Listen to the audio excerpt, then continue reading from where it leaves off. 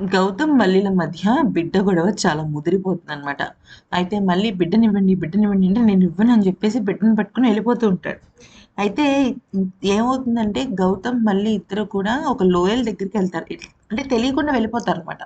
అయితే అక్కడ కూడా వాళ్ళిద్దరూ ఒక ముష్టి యుద్ధంలాగా నాకు కావాలి ఈ బిడ్డ అంటే నాకు కావాలి అంటూ ఆ బిడ్డని పట్టుకొని లాక్కుంటూ ఉంటారు. ఇక గౌతము అటు మల్లి ఇద్దరు ఏ స్టేజ్‌కెళ్ళిపోతారంటే వాళ్ళున్నది లోయపు అంచుల్లో ఉన్నారని అసలు ఆ విషయం కూడా వాళ్ళు పట్టించుకోరనమాట.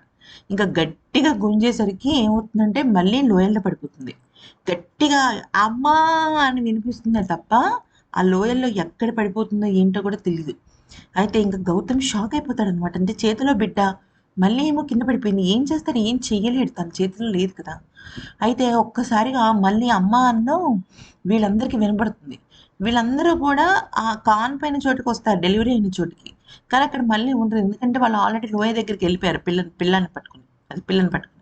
అయితే ఎప్పుడైతే ఆ అరుపు వినిపిస్తుందో మాలినికి ఎందుకో డౌటొస్తుందనమాట మళ్ళీ ఈ విషయంలో. అయితే ఇక గౌతమ్ ఏమో మళ్ళీ, మళ్ళీ అని ఏడుస్తూ ఉంటాడు. ఇక బిడ్డని పట్టుకొని మళ్ళీ కోసం వెతకడం మొదలెడతాడు. లోయలో కిందకెళ్ళిపోతాడనమాట.